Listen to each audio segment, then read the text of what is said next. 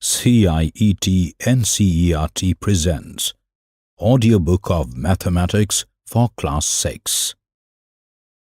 Chapter 11, Algebra, page 221.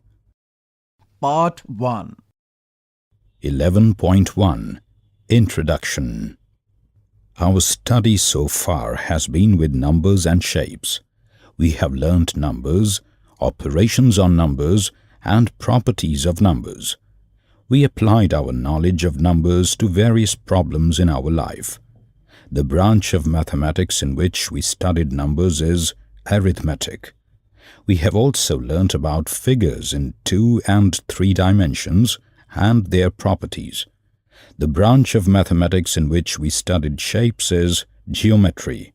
Now we begin the study of another branch of mathematics. It is called algebra. The main feature of the new branch which we are going to study is the use of letters. Use of letters will allow us to write rules and formulas in a general way.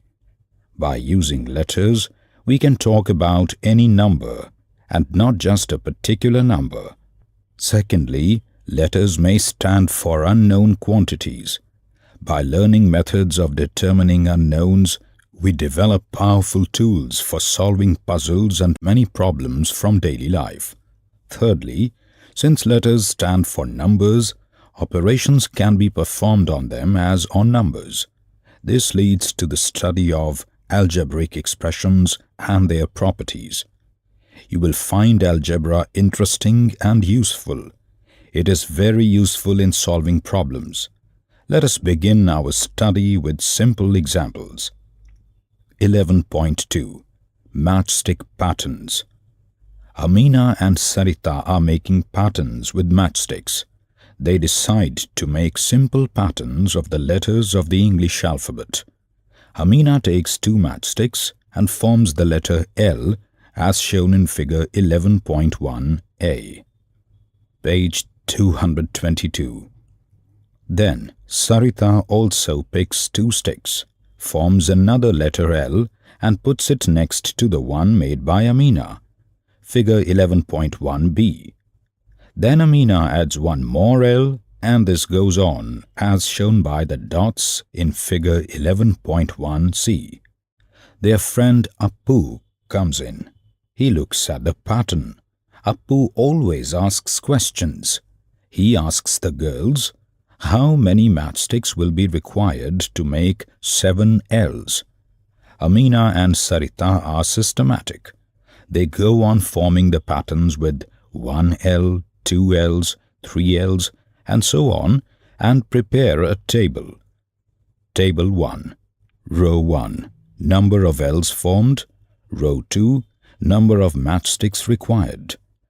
Let's read the table row-wise. Number of L's formed 1, 2, 3, 4, 5, 6, 7, 8, and so on. Number of matchsticks required 2, 4, 6, 8, 10, 12, 14, 16, and so on. Appu gets the answer to his question from the table 1. 7 L's require 14 matchsticks. While writing the table, Amina realizes that the number of matchsticks required is twice the number of L's formed. Number of matchsticks required is equal to 2 multiplied by number of L's. For convenience, let us write the letter N for the number of L's. If 1 L is made, N is equal to 1. If 2 L's are made, N is equal to 2, and so on. Thus, N can be any natural number, 1, 2, 3, 4, 5, etc. We then write, number of matchsticks required is equal to 2 multiplied by N. Instead of writing 2 multiplied by N, we write 2N. Note that 2N is same as 2 multiplied by N. Amina tells her friends that her rule gives the number of matchsticks required for forming any number of L's. Thus, for N is equal to 1, the number of matchsticks required is equal to 2 multiplied by 1, which is equal to 2. For n equal to 2, the number of matchsticks required is equal to 2 multiplied by 2 equal to 4. For n equal to 3, the number of matchsticks required is equal to 2 multiplied by 3 equal to 6, etc. These numbers agree with those from Table 1. Page 223. Sarita says, "The rule is very powerful. Using the rule, I can say how many matchsticks are required to form even 100 Ls. I do not need to draw the pattern or make a table once the rule is known." Do you agree with Sarita? 11.3.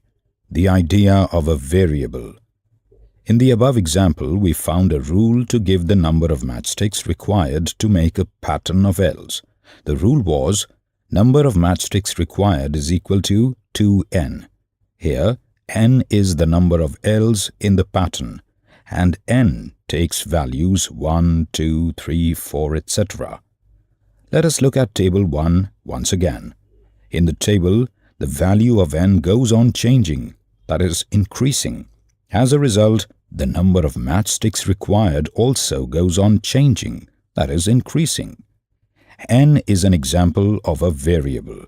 Its value is not fixed. It can take any value, 1, 2, 3, 4, etc. We wrote the rule for the number of matchsticks required using the variable n.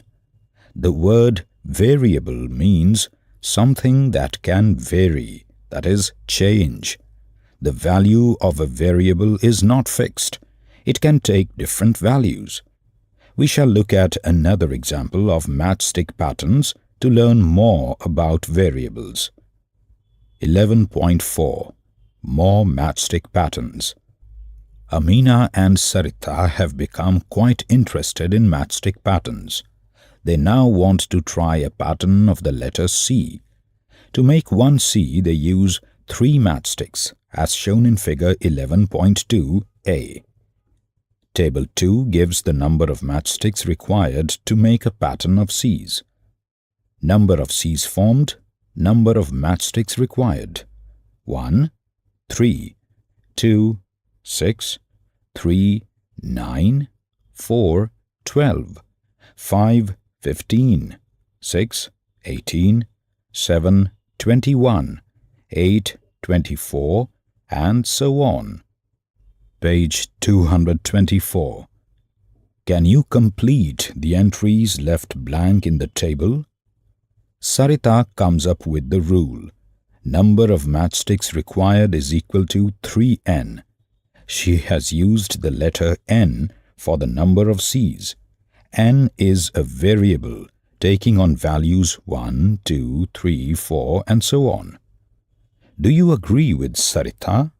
Remember, 3n is the same as 3 multiplied by n. Next, Amina and Sarita wish to make a pattern of Fs. They make one F using 4 matchsticks as shown in figure 11.3a. Can you now write the rule for making patterns of F? Think of other letters of the alphabet and other shapes that can be made from matchsticks. For example, U, V, triangle, square, etc. Choose any 5 and write the rules for making matchstick patterns with them. 11.5. More examples of variables. We have used the letter n to show a variable. Raju asks, why not m? There is nothing special about n. Any letter can be used. One may use any letter as M, L, P, X, Y, Z, etc. to show a variable. Remember, a variable is a number which does not have a fixed value. For example, the number 5 or the number 100 or any other given number is not a variable. They have fixed values. Similarly, the number of angles of a triangle has a fixed value, that is 3. It is not a variable. The number of corners of a quadrilateral, 4 is fixed. It is also not a variable, but n, in the examples we have looked, is a variable. It takes on various values 1, 2, 3, 4, etc. Page 225. Let us now consider variables in a more familiar situation. Students went to buy notebooks from the school bookstore. Price of one notebook is 5 rupees. Munnu wants to buy 5 notebooks. Appu wants to buy 7 notebooks. Sara wants to buy 4 notebooks, and so on. How much money should a student carry when he or she goes to the bookstore to buy notebooks? This will depend on how many notebooks the student wants to buy. The students work together to prepare a table. Table 3. Number of notebooks required. Total cost in rupees. 1. 5. 2. 10. 3. 15. 4. 20. 5. 25. And so on, till M. 5M, and so on. The letter M stands for the number of notebooks a student wants to buy. M is a variable which can take any value 1, 2, 3, 4, etc. The total cost of M notebooks is given by the rule: the total cost in rupees is equal to 5 multiplied by number of notebooks required, which is equal to 5M. If Munnu wants to buy 5 notebooks, then taking M equal to 5, we say that Munnu should carry 5 rupees multiplied by 5 or 25 rupees with him to the school bookstore. Let us take one more example. For the Republic Day celebration in the school, children are going to perform mass drill in the presence of the chief guest. They stand 10 in a row. Figure 11.4. How many children can there be in the drill? The number of children will depend on the number of rows. If there is 1 row, there will be 10 children. If there are 2 rows, there will be 2 multiplied by 10 or 20 children, and so on. If there are R rows, there will be 10 R children in the drill. Here R is a variable which stands for the number of rows and so takes on values 1, 2, 3, 4, etc. Page 226.